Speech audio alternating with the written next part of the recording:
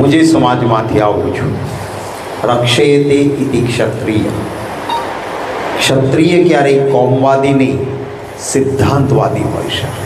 અને તમામ જ્ઞાતિઓને સાથે રાખીને ચાલવાનો પ્રયત્ન.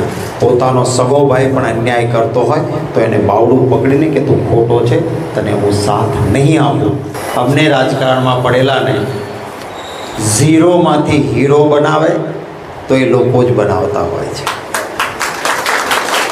અને એ સત્તાની ખુરશીમાં આવ્યા પછી અહંકાર આવે તો ત્યાંથી પાછા નીચે ઉતારવાની તાકાત પણ લોકોના હાથમાં હોય છે.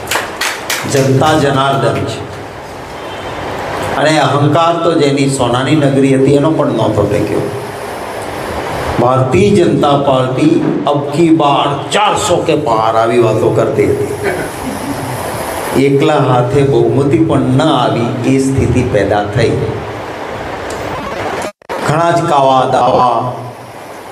લોકશાહીમાં જે માન્ય ન હોય એવી વસ્તુ એ કોંગ્રેસ પાર્ટીના એકાઉન્ટ ચૂંટણી જાહેર થઈ એ પહેલાં સાવ બિન પાયાદાર કારણોસર બધા એકાઉન્ટ 11 એકાઉન્ટ કોંગ્રેસ પાર્ટીના એ બધા એકાઉન્ટ ફ્રીઝ કર્યા. ડિપોઝિટમાંથી રૂપિયો ઉપાડી ન શકાય, એફડીમાંથી ના ઉપાડી શકાય, અને વગર પૈસે કોંગ્રેસે ચૂંટણી લડવાની. અને સામે પૈસાના ઢગલાએ ઢગલા હતા, એની વચ્ચે ચૂંટણી હતી. પણ લોકોની તાકાત હતી અને અહંકારથી ભરેલા શબ્દોની સામે લોકોના પ્રેમની તાકાતથી કોંગ્રેસ પાર્ટી લડી.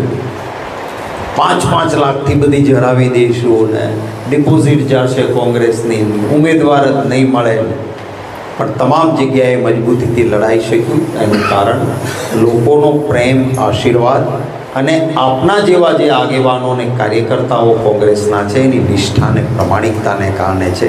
માટે આપ સૌનો ખૂબ હૃદયપૂર્વક આભાર માનું છું કે મુશ્કેલીઓની વચ્ચે હોય ને, એક સીધી જ દોડ હોય અને એક પેલી વિઘ્ન દોડમાં નાના નાના વિઘ્નો મૂકેલા હોય, એને ટપતા ટપતા જવાનું હોય. એવી વિઘ્ન દોડવાળી લડાઈમાં કોંગ્રેસ પાર્ટીએ ખૂબ સરસ દેખાવ ગુજરાતમાં પણ કરી શક્યા આપણે, અને દેશમાં પણ. અને એનો યશ કોઈને હોય તો એ મતદાતાઓને, લોકોને અને કોંગ્રેસના કાર્યકર્તાઓ અને નેતાઓને છે. એ ખૂબ સારી રીતે લડાય. અહંકારના કારણે જુદી જુદી જગ્યાએ જુદી જુદી જ્ઞાતિઓને પણ ક્યાંય ને ક્યાંય એમની લાગણીઓને ઠેસ ભારતીય જનતા પાર્ટીએ પહોંચાડી. હું જે સમાજમાંથી આવું છું, રક્ષેતે ઇતિ ક્ષત્રિય. ક્ષત્રિય ક્યારેય કોમવાદી નહીં, સિદ્ધાંતવાદી હોય છે. અને તમામ જ્ઞાતિઓને સાથે રાખીને ચાલવાનો પ્રયત્ન. પોતાનો સગો ભાઈ પણ અન્યાય કરતો હોય તો એને બાવડું પકડીને કે તું ખોટો છે, તને હું સાથ નહીં આપું. આ ઇતિહાસ રહ્યો છે. એટલે જ્યારે મને સમાજના આગેવાનોએ પણ અહીંયા પ્રેમથી આવકાર્યો છે ત્યારે ઈશ્વરને જ પ્રાર્થના કરીએ કે કોમવાદી નહીં, સિદ્ધાંતવાદી બનીને કામ કરવાનો મોકો જે આજ સુધીનો ઇતિહાસ છે એ પરંપરા જીવંત રાખી શકાય. હમણાં બજેટ રજૂ થયું. જે બજેટમાં ખેડૂતો માટે જીએસટી ઘટાડવો જોઈએ. આપણે સતત એ વાત કરતા હતા કે ટ્રેક્ટર લેવા જઈએ તો 16% જીએસટી ભરવાનો છે, ન હોવો જોઈએ. પ્લેટિનમ ઉપર જીએસટી ઘટાડ્યો. તો જુઓ તો ખરા, પ્લેટિનમ અને હીરા ઉપર ઘટાડો થાય અને ખેડૂત ઉપર જીએસટી ખાતર પર, બિયારણ પર, ખેડૂતોના ઓજાર પર વધે. આ ભારતીય જનતા પાર્ટીની નીતિ છે. આપણો દેશ એ ઉદ્યોગ પ્રધાન દેશ નથી. હું ઉદ્યોગનો વિરોધી નથી. આપણો દેશ એક કૃષિ પ્રધાન દેશ છે. અને કૃષિ પ્રધાન દેશ છે ત્યારે પહેલો ફાયદો કૃષિને મળવો જોઈએ.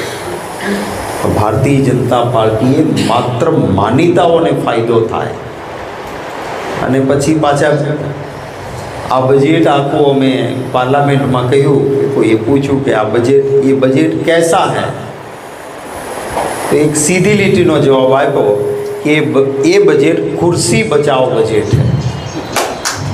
ખુરશી બચાવ બજેટ. અને ખુરશી બચાવવાની છે એટલે જરૂર કોની છે? તો કે બિહારવાળા નીતિશ બાબુની જરૂર છે. અને આંધ્રવાળા ચંદ્રાબાબુ નાયડુની જરૂર છે. તમે જુઓ બજેટમાં કેટલી વાર બિહારનું નામ આવ્યું ને કેટલી વાર આંધ્રપ્રદેશનું નામ આવ્યું, અને સ્પેશિયલ પેકેજ 26,000 કરોડ 15,000 કરોડ આવા પૈસાઓ ત્યાં અપાયા.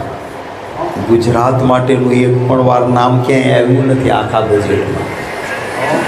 ઘેડમાં દર વખતે અતિવૃષ્ટિથી ખેડૂતો પાયમાલ થાય, તો તમને બિહારમાં પૂર નિયંત્રણ માટે કેન્દ્ર સરકાર બજેટમાં સ્પેશિયલ જોગવાઈ કરે તો ગુજરાત માટે ન કરવી જોઈએ. જે અહીંયા આપણી મુશ્કેલીઓ છે, વારંવાર પાણી ભરાય, પછી દ્વારકા હોય, પોરબંદર હોય, નવસારી હોય, સુરત જિલ્લો હોય, આ જગ્યાએ એક પણ રૂપિયાની જોગવાઈ નહીં. ત્યારે આપ સૌને વિનંતી કરું છું કે લોકોની વચ્ચે જઈને કામ કરતા થઈએ.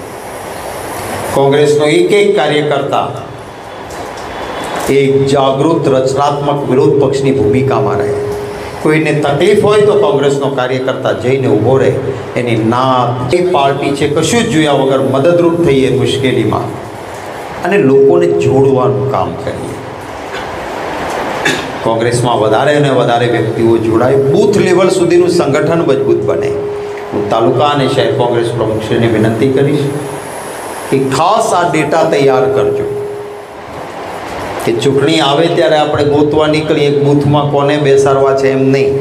આપણી પાસે અગાઉથી ઉમેદવાર આવે તો એની પાસે યાદી હોય, અને ટ્રેન થયેલા દરેક બૂથમાં આપણા કાર્યકર્તાઓ હોય જેને ટ્રેનિંગ પણ આપીએ, અને મજબૂત સંગઠન હશે તો લોકો તો હવે ગળે આવી ગયા છે ભારતીય જનતા પાર્ટી.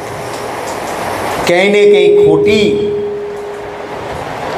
જે લોકશાહીમાં માન્ય નથી એવી રમતો કરીને મતો જે લઈ જાય છે એને રોકી શકીએ તો પરિણામ સુધી પહોંચી શકીશું. ખૂબ સારા આગેવાનો છે. ગોંડલમાં આપ સૌ પધાર્યા, આપે જે પ્રેમ આપ્યો એ માટે આપ સૌનો આભાર માનું છું. વિલંબ ઘણો થયો છે એટલે લાંબી કંઈ વાતો કરવી નથી. ગોંડલ ખાતે જ્યારે જિલ્લા પંચાયતમાં ઉપપ્રમુખ હતો ત્યારથી એક આત્મીય મિત્રતાભાઈ PR જાડેજા સાથે હતી, અને એમને ત્યાં સામાજિક રીતે આવવાનું હતું. તો અમારો કોંગ્રેસ એ મારો પરિવાર છે, મોટો પરિવાર છે. તો કોંગ્રેસના આગેવાનો અને કાર્યકર્તાઓ સાથે વાર્તાલાપ કરવા માટે, મળવા માટે થઈને ખાસ મેં વિનંતી કરી હતી ભાઈ લલિતભાઈને, યતીશભાઈને અને આશીષભાઈને અને ઝાલાને કે આપણા પરિવારના આગેવાનોને મળી શકાય એ માટે સાંજનો સમય 7, 7:30 થઈ જશે, ચાલશે? એમણે કહ્યું કે કંઈ જ વાંધો નથી, 7, 7:30 હશે તો પણ તાલુકા અને શહેરના મુખ્ય આગેવાનો બધા જ આવી જશે. આપ સૌ સમય કાઢીને આવ્યા એટલા માટે આપનો આભાર માનું છું. આપ સૌને શુભેચ્છા પાઠવું છું, અને મારા જેવું કંઈ હોય તો કહેવાની જરૂર નહીં, આપનો અધિકાર છે, જરૂર કહેતા રહેજો. અહીં ઉપસ્થિત સૌની ખૂબ પ્રગતિ થાય, ભાઈચારો, એકતા અને પ્રેમ કાયમ ટકી રહે એવી શુભકામનાઓ પાઠવું છું. લલિતભાઈ વસોયા પણ બહાર હતા, નો પ્રવાસ થોડો ટૂંકાવીને પણ અહીંયા આજે હાજર રહેવા માટે આવ્યા. ભાઈ ઇન્દ્રનીલભાઈ પણ બહાર જવાના હતા, એને હું આવું છું ખબર પડી તો પ્રોગ્રામ ચેન્જ કર્યો. એમનો પણ બંને નેતાઓનો આભાર, આપ સૌનો ખૂબ હૃદયપૂર્વક આભાર માની બેઠું છું. જય હિન્દ.